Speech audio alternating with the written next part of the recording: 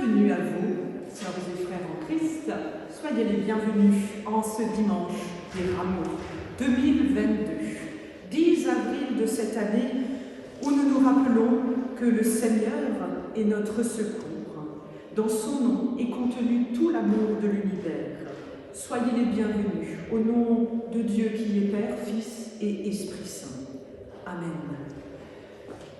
J'avais envie de profiter en arrivant de cette entrée triomphale à Jérusalem, ici avec notre décorum. Souvenons-nous aujourd'hui de Jésus entré dans cette grande ville sainte pour célébrer la Pâque juive. Jésus qui désire faire route avec nous encore aujourd'hui pour nous emmener sur son chemin. Nous nous souvenons aujourd'hui avec reconnaissance de ce jour de joie, comme toutes celles et ceux qui jadis ont déposé des branches pour accueillir le roi qui vient à eux. Ils ont même déposé des vêtements et des rameaux à ses pieds en chantant « Hosanna ». Hosanna, béni soit celui qui vient au nom du Seigneur. Souvenons-nous de cette parole de l'évangile de Jean, chapitre 3, qui nous ouvre à cette semaine sainte. Il faut que le Fils de l'homme soit élevé, afin que quiconque croit en lui ait la vie éternelle. Sœurs et frères en Christ, aujourd'hui, avant d'enchaîner les jours de la semaine sainte, ou peut-être nous allons commémorer à Jeudi Saint, bien sûr, le dernier repas du Christ, où nous allons faire mémoire de sa mort et où nous allons nous réjouir en chantant Alléluia et gloire à Dieu à sa résurrection. Avant tout cela, aujourd'hui, c'est un jour un peu de l'entre-deux de tout cela. Les rameaux, c'est un temps très particulier, c'est un temps d'entrée dans une période où nous le savons, Jésus va vivre sa passion. Mais où peut-être, nous également, aujourd'hui dans nos vies, nous vivons nous-mêmes des passions, des souffrances, des grandes joies. Alors tout cela, nous voulons le confier à Dieu avec le psaume 69. Cette prière pour le dimanche des Rameaux chaque année. Alors il paraît un peu long, mais pas du tout. Vous verrez, il nous parle, il est pour nous ce psaume. Alors je vous invite à dire ensemble ce qui est en gras. Sauve-moi mon Dieu, les eaux montent jusqu'à ma gorge.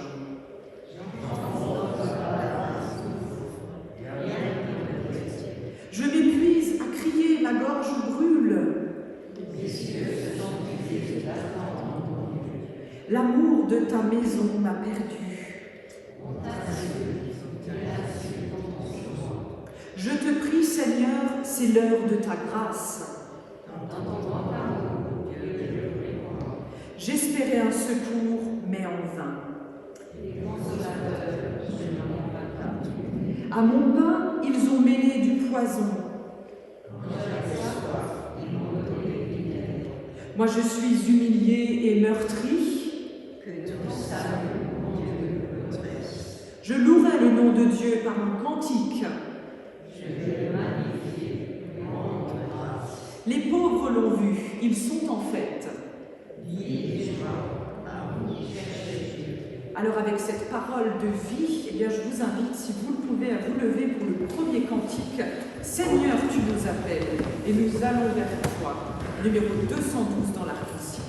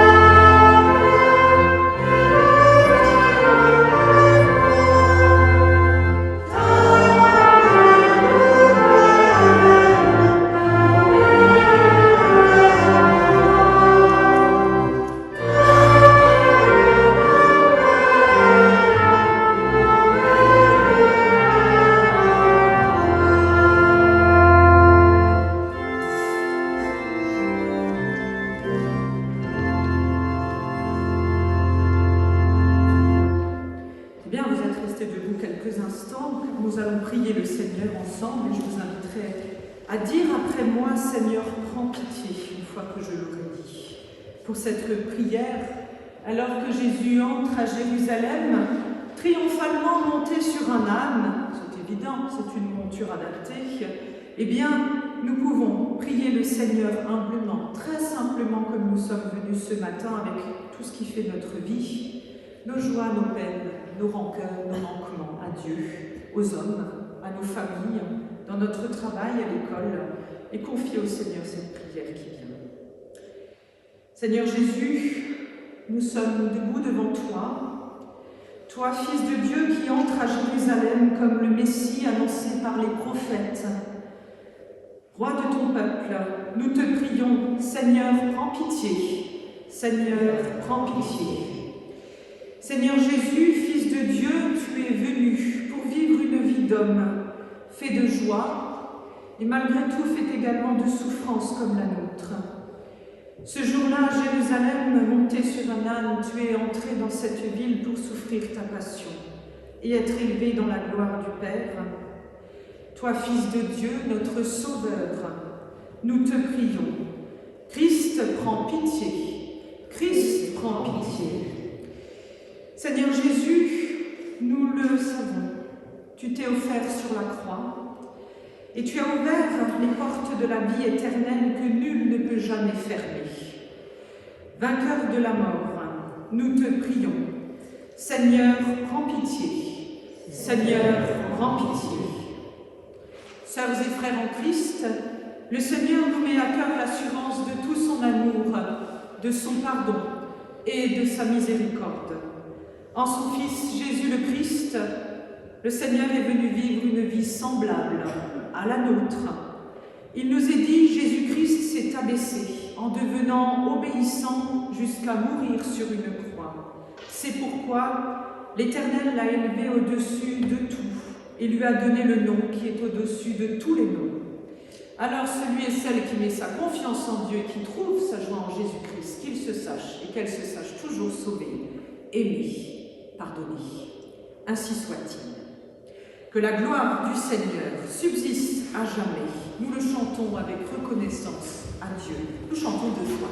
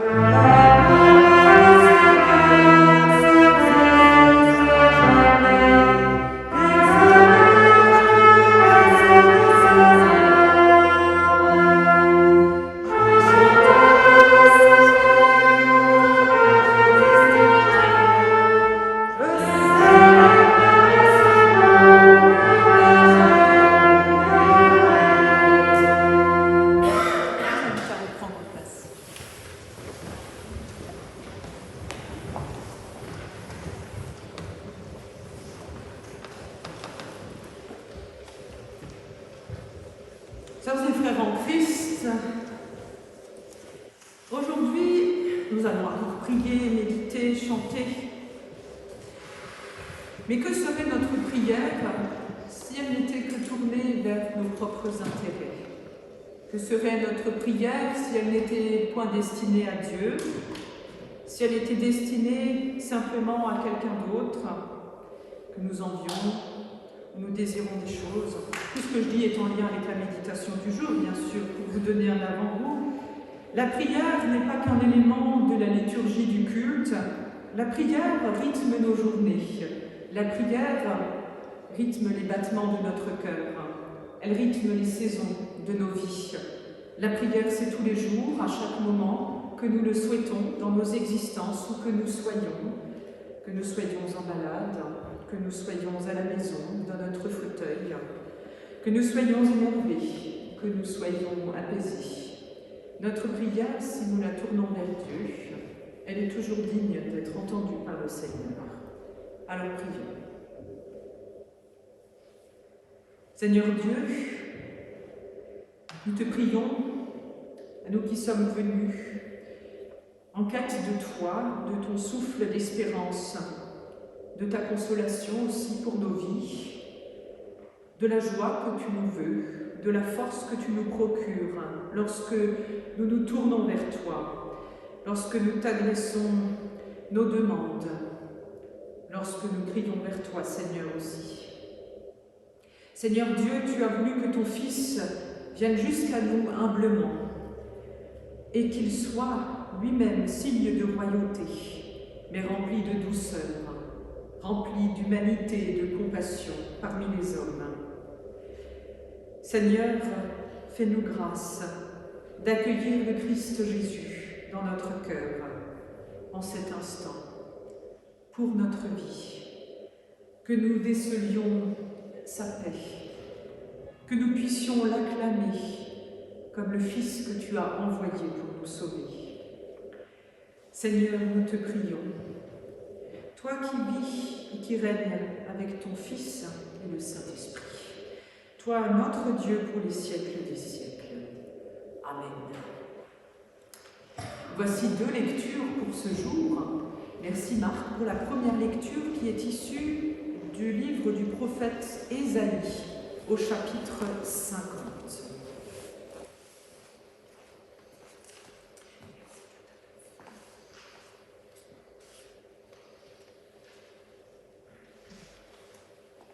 Ésaïe 50, verset 49.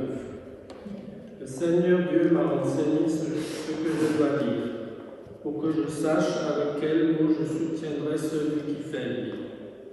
Chaque matin, il me réveille, il me réapprend à écouter, comme doivent écouter les disciples.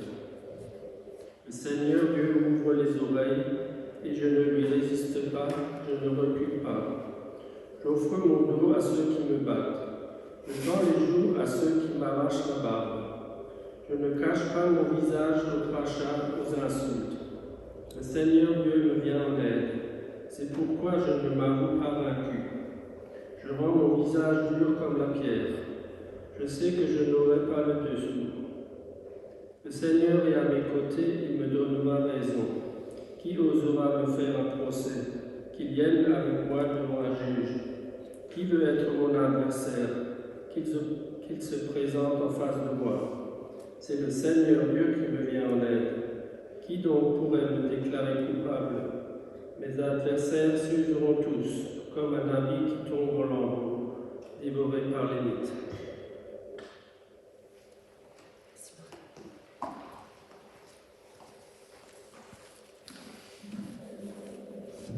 J'ai pris la plus corsée des lectures pour aujourd'hui.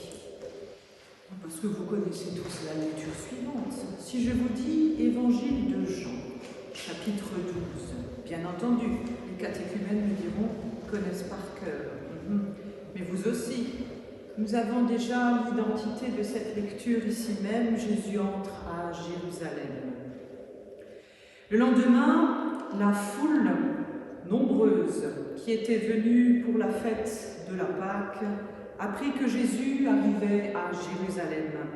Tous prirent alors des branches de palmier et sortirent de la ville pour aller à sa rencontre. Ils criaient « Gloire à Dieu ! Que Dieu bénisse celui qui vient au nom du Seigneur ! Que Dieu bénisse le roi d'Israël !» Jésus trouva un âne et s'assit dessus, comme le déclare l'Écriture. « N'aie pas peur, ville de Sion. Regarde, ton roi vient, assis sur le petit d'une ânesse. » Tout d'abord, ses disciples ne comprirent pas ces faits. Mais lorsque Jésus eut été élevé à la gloire, ils se rappelèrent que l'Écriture avait annoncé cela à son sujet, et qu'on avait accompli pour lui ce qu'elle disait.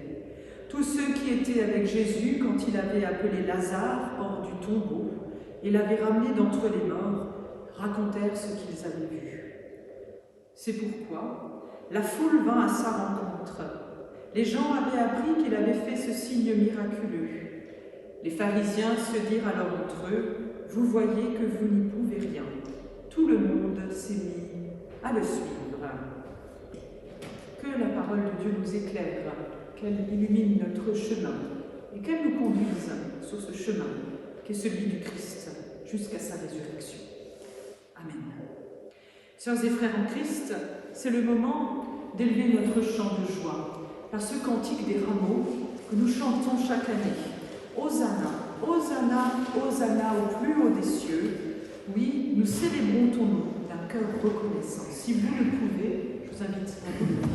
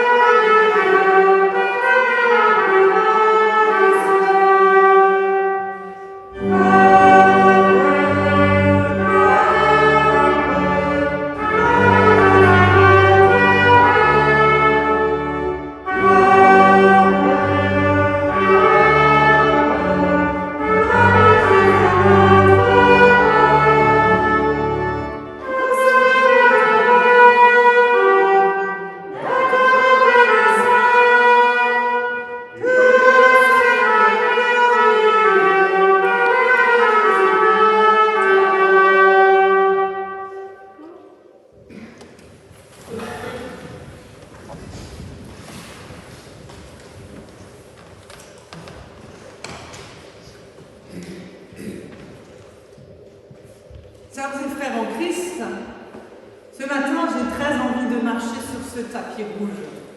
Je ne sais pas, ça ne vous donne pas envie de venir monter les marches? C'est un peu comme à Cannes chez nous aujourd'hui. Moi j'ai très envie. Je vais le faire. Je vous expliquerai pourquoi. Ah non, c'est pas un sacrilège. Ça donne trop envie. Vous pouvez venir le faire si vous voulez. Il n'y a pas d'interdit si ça vous dit.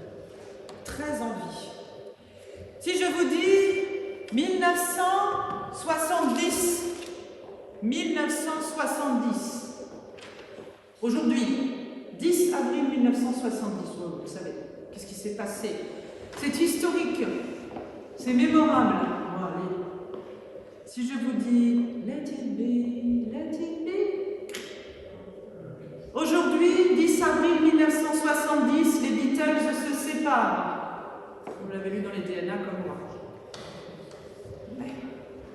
Il y en a qui s'en souviennent, déchirés. Si je vous dis plus récemment, 10 avril 1998. Il n'y avait pas de match de foot du Racing. Non, je vous préviens. 10 avril 1998, pourtant, est une date historique mémorable.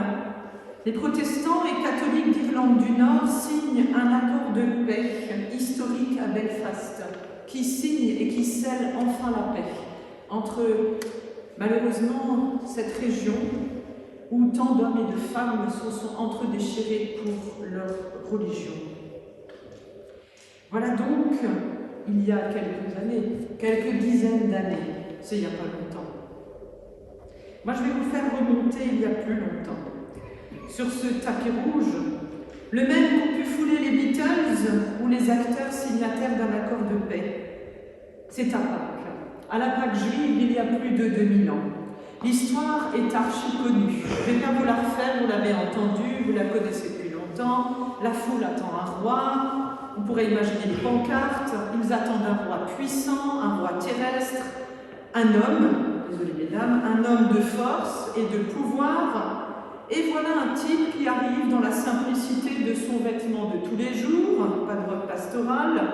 Il arrive sur sa fière monture attelée, un âne. Jésus n'est pas celui qui va pousser les Romains à la mer. Ouais, c'est pas son but. Il n'est pas non plus l'homme providentiel, I have a dream. Il n'est pas non plus le pantin que la foule peut nommer roi aujourd'hui et virer demain. Certes, la foule qui l'acclame avec des branches de rameaux et qui pose ses vêtements de couleur sur son sentier, c'est la même qui, quelques jours plus tard, va la crucifier, en lui criant « mort à mort ». Mais voilà, cette même foule n'a pas le pouvoir de lui faire des reproches. Elle ne pourra pas se donner bonne conscience, cette même foule, et dire un jour « nous l'avons fait roi, alors nous pouvons le défaire quand ça nous chante ». Comme ça se passe pour tant de rois, pour tant de dirigeants de notre terre. Comme cela se passe pour tant de prises de pouvoir humaines. Nous avons mis en place un parti, alors virons-les. Et voici, au milieu de tout ça, de cette foule de Jésus qui s'avance, il y a qui? Les disciples, comme toujours. Les disciples qui ne comprennent rien. On a juste envie de les secouer, parce qu'ils sont là, hein. Ils sont là, ils sont avec Jésus, ils montent avec lui à Jérusalem, mais ils sont comme anesthésiés par la situation. On a juste envie de les secouer ce jour-là et de leur dire « Mais ouvrez un peu vos yeux, ça se passe juste devant vous, regardez donc, entendez, essayez de comprendre. Jésus, vous le suivez depuis si longtemps, vous le connaissez si bien, c'est à croire que eux aussi avaient cette espèce de souhait, les disciples, que Jésus soit nommé comme le roi d'un empire terrestre, à croire que certains d'entre eux nourrissaient le souhait de devenir le ministre préféré de Jésus, à croire que certains d'entre eux voyaient plus en Jésus un gourou magicien qui révolutionnera tout en se présentant sous forme d'hologramme à de multiples endroits, en claquant des doigts, en leur apportant tout sur un plateau, tout ce qu'ils désirent, leur propre intérêt. On le sait, c'est bien plus tard, comme des hommes, voilà, des êtres humains, qu'ils vont comprendre. C'est ce que nous rapporte d'ailleurs l'apôtre Jean, lorsque Jésus a été glorifié après sa résurrection et même encore après son ascension. Une lumière s'est allumée. Enfin, ils ont compris. Tout ce chemin parcouru sans comprendre, parce qu'ils n'ont jamais pu faire taire les préjugés qui les habitaient et leur désir de pouvoir et de puissance. Je ne vais pas charger trop les disciples, ils ont fait ce qu'ils pouvaient. Ne me dites pas que j'invente non plus, parce qu'on le sait bien. Tout ça ressort aussi d'ailleurs dans le dialogue. Vous savez, où un disciple demande à Jésus « Moi, je veux être assis à la droite du Christ plutôt qu'un autre ». Ça ressort aussi lorsqu'il y a des disciples qui essayent de faire le tri, souvenez-vous, entre celles et ceux qui peuvent approcher Jésus. « Oui, toi ça va, tu as des baskets, tu peux venir. » Et l'autre, toi reste éloigné, ta tête ne revient pas. Ce sont aussi ces moments-là où les disciples, on dit qu'ils sont à côté de la plaque, quand en fait il y a des femmes qui veulent voir Jésus, parce que ces femmes s'avancent non pas pour elles-mêmes, mais pour leurs enfants, et qu'elles souhaitent que Jésus bénisse leurs enfants. C'est aussi ce moment où il y a cette femme malade, et où les disciples lui font le geste avec la main de rester en arrière. C'est aussi ce moment où le paralytique, qu'il a fallu faire descendre du toit, eh bien, a failli être empêché. C'est ce moment où la femme qui vient répandre le parfum précieux sur les pieds de Jésus se fait rabrouer par des disciples. Bref, je vais arrêter la liste, on va croire qu'ils vont tout prendre aujourd'hui. Bon, on le sait, les disciples nous donnent souvent cette impression d'avoir été plus souvent que Jésus ne le voulait, comme une garde rapprochée, un peu son service secret. Alors, je suis désolée de dire ça, mesdames, encore une fois, l'histoire humaine, racontée et transmise, ne gardera pas les femmes qui ont cru en premier lieu, mais les hommes. Nous le savons dans les évangiles de la résurrection, les hommes qui n'ont d'abord rien saisi. Je ne fais pas du féminisme, hein. Je vous rapporte juste ce que les évangiles nous disent. Cela pour nous redire à nous tous les humains, quels que soient, qui que nous soyons, que nous devons passer par le temps de compréhension et de doute d'abord. Avant de saisir, de voir la lumière comme les disciples au bout d'un moment, dans la tête, il nous faut passer par un moment de réflexion, un moment de doute, un moment de recherche, et non un moment d'exemplarité. Car nous ne pouvons pas retenir les leçons de la vie si nous pensons d'abord avoir raison sans oser nous mettre en réflexion. Mais ça demande du courage. Ça demande du courage. Ça demande de l'énergie de se remettre en question. pour retenir l'essentiel, enfin 2000 ans après la mort de Jésus et sa résurrection, son commandement d'amour. Il nous a juste dit de retenir un truc il nous a dit de retenir, une seule chose. Aime ton prochain comme toi-même. Une seule chose, il nous a demandé de garder et de veiller sur cette parole et de la faire nôtre tous les jours de notre vie. Aime ton prochain comme toi-même. Alors on imagine Jésus entre à Jérusalem, là on y est, il y a sa monture, tout le monde chante Hosanna, Hosanna, et lui il nous dit aime ton prochain comme toi-même. Et 3 jours après, bref. Je vous rajoute un exemple. À Gethsémane, vous savez, dans ce magnifique jardin, où Jésus prie, où Jésus est en doute, il pleure, il pourrait se carapater tellement il a vraiment peur. Hein. Il n'a pas envie d'aller jusqu'à la croix, il ne veut pas. Et pourtant, dans cet endroit, il y a même Pierre, Simon-Pierre, qui va sortir l'épée pour le protéger, et qui va, souvenez-vous, couper l'oreille de Malchus, le Romain, que Jésus va remettre et soigner. En fait, qu'ont-ils d'autre que la foule? La foule veut un roi, eux ils veulent la mettre. Un sage pour les enseigner, juste eux les 12, pas les autres. Ils veulent juste leur boss. Les autres, ce sont des étrangers à Jésus. Ils n'ont pas besoin de savoir. On est si bien en petits groupes. Je ne suis pas sûre qu'ils aient saisi du coup la mission universelle de Jésus, car quand il disait « aime ton prochain comme toi-même », le prochain, c'est plus que la personne du village. C'est aimer l'autre, le différent, celui qui n'a pas la même couleur de peau, celui qui n'a pas la même religion, celui qui... On continue, on fait la liste, elle est longue. Aime l'autre, parce que sans amour, tout fout le camp. Sans amour, il n'y a que la haine, que la guerre. On le vit, on le sait aujourd'hui. C'est pas loin de nous. Et pourtant, Jésus, il le sait. Il sait que son message n'est pas audible de tout le monde. Si bien que lui, il est venu pour les Juifs, mais aussi pour les païens. Il est venu pour les Grecs, mais aussi pour les Romains. Certains se convertissent, d'autres pas du tout, d'autres, souvenons-nous le centurion au pied de la croix. Ah, cet homme était innocent. On ne sait pas, l'histoire ne nous dit pas ce qu'il adviendra de lui. Nous ne pouvons qu'espérer que dans sa vie, il ait trouvé la lumière, bien sûr. Les Romains ne se soucient pas de Jésus, c'est pas un type important, c'est un pauvre type, il parle.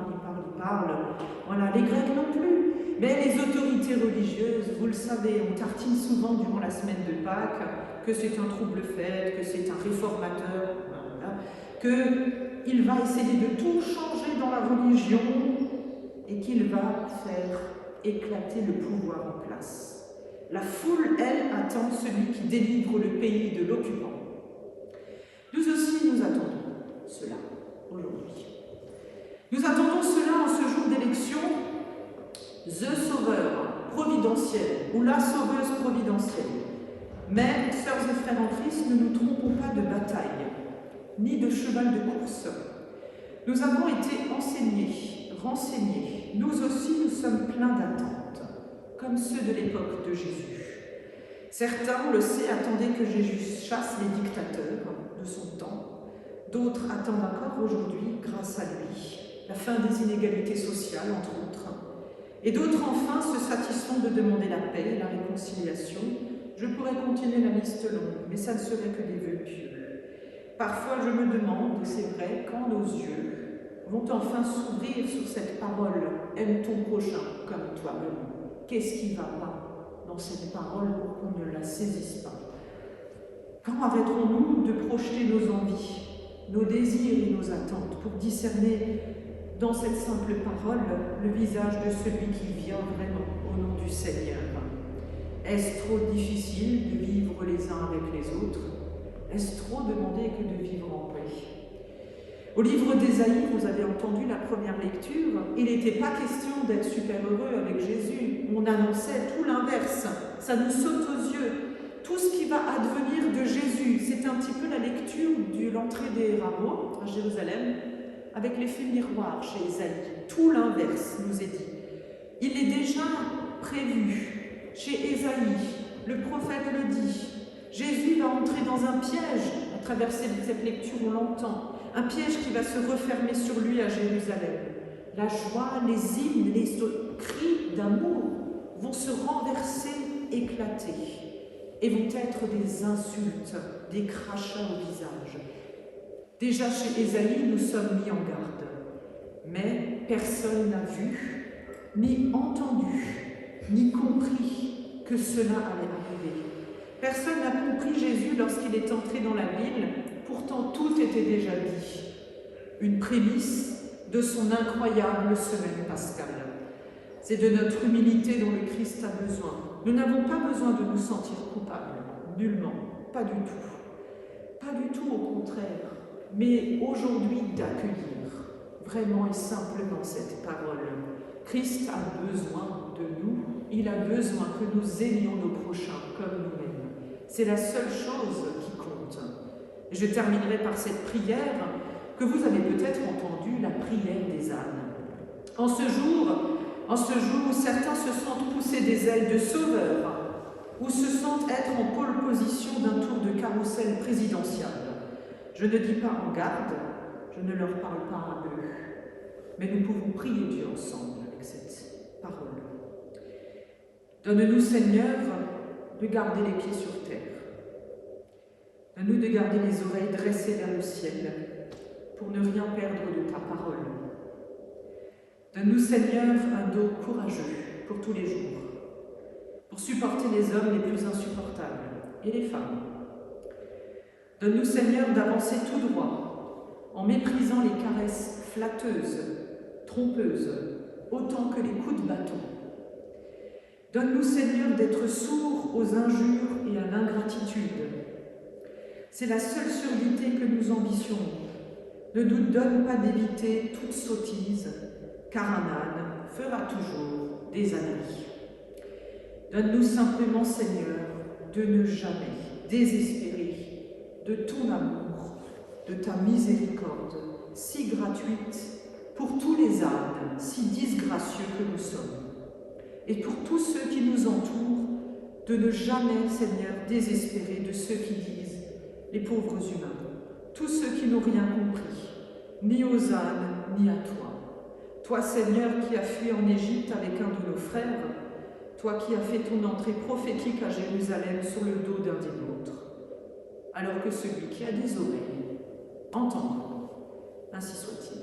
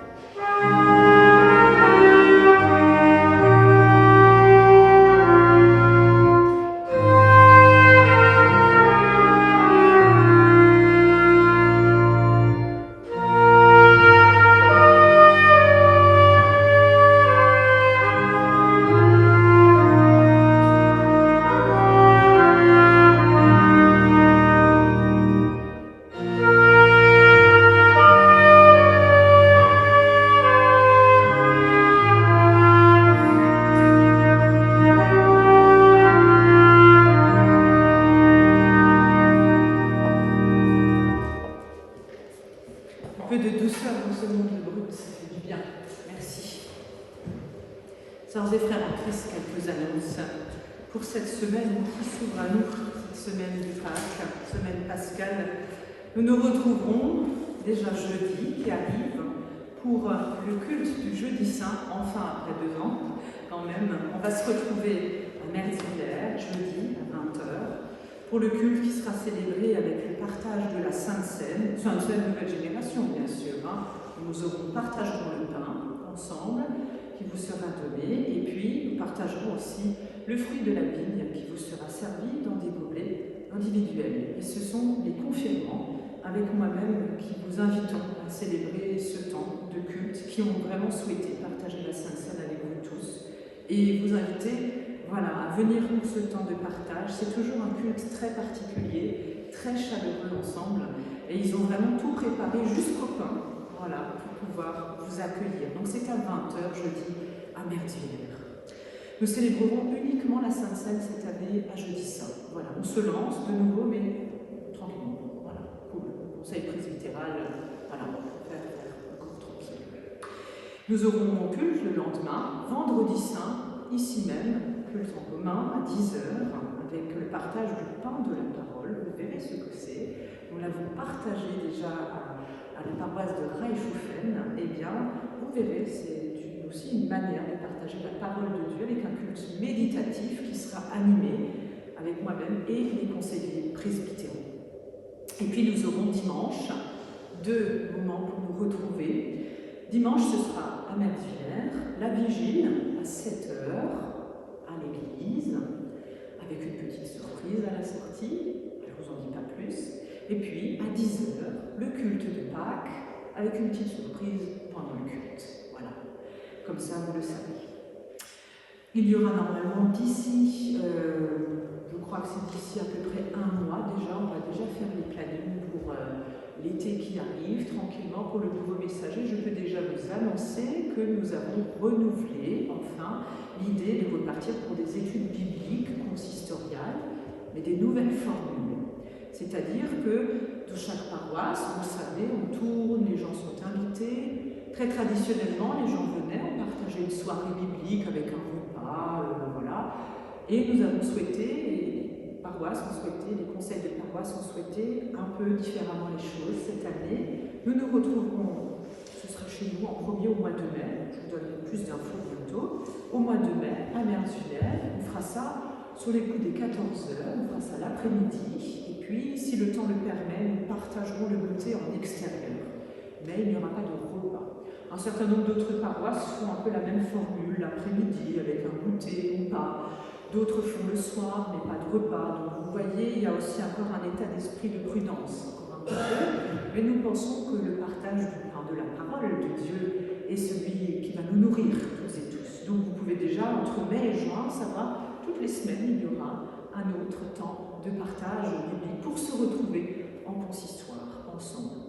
Et je vous le dis déjà, cet été, il y aura aussi quelques cultes consistoriaux qui nous permettront de nous réunir. D'ailleurs, un qui aura lieu au mois de juin, tout fin juin, chez nous, à Mittersein.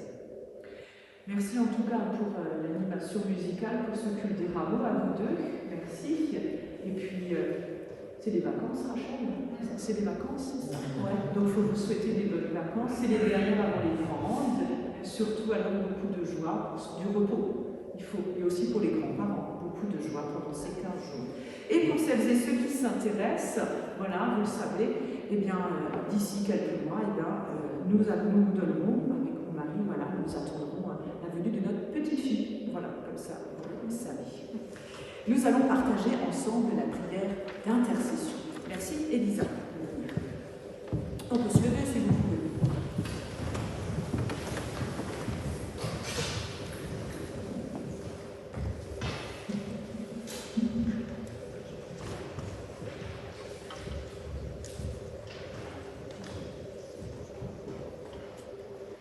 Seigneur Jésus, tu es entré à Jérusalem, accueilli par ton peuple, dans la joie et l'allégresse.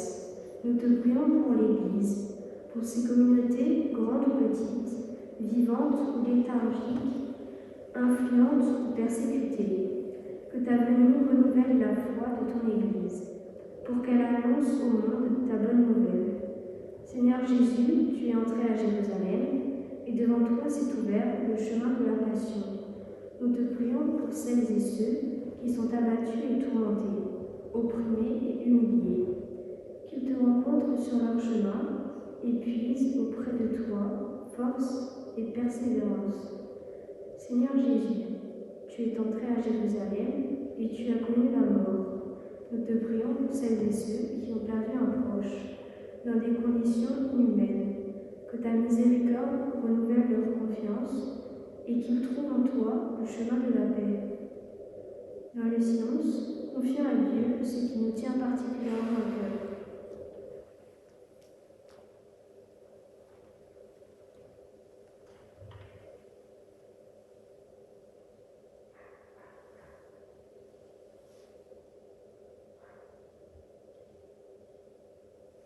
Seigneur Jésus, dans ta montée vers la croix, tu rejoins chacun dans son existence. Nous t'en rendons grâce et te prions, notre Père, qui es aux cieux, que ton nom soit sanctifié, que ton règne vienne, que ta volonté soit faite sur la terre comme au ciel. Donne-nous aujourd'hui notre pain de ce jour. Pardonne-nous nos offenses, comme nous pardonnons aussi à ceux qui nous ont offensés. Et ne nous laisse pas entrer en tentation, mais délivre-nous du mal. Car c'est à toi qu'appartiennent le règne, la puissance et la gloire, pour les siècles des siècles. Amen. Chers et frères en Christ, nous voulons chanter cette bénédiction ensemble. Béni soit le lien qui nous unit en Christ. Il y a trois strophes.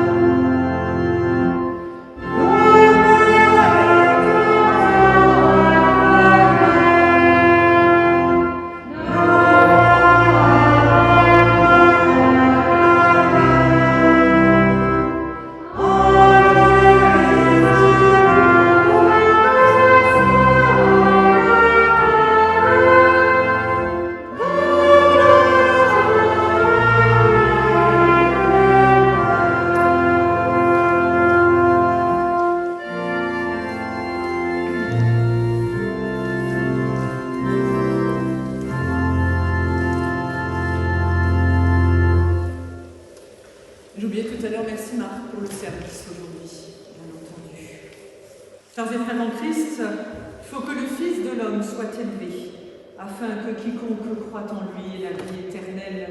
Pouvons partir confiants avec cette parole de la part de celui qui est entré à Jérusalem monté sur un âne pour dire toute la paix de Dieu aux hommes et aux femmes. Recevez maintenant la bénédiction. Allez en sa compagnie sur le chemin de la paix, vous tous ces enfants, petits et grands, soyez bénis, soyez gardés, au nom du Père, du Fils et du Saint-Esprit. Amen. Passez un bon dimanche de Rameau.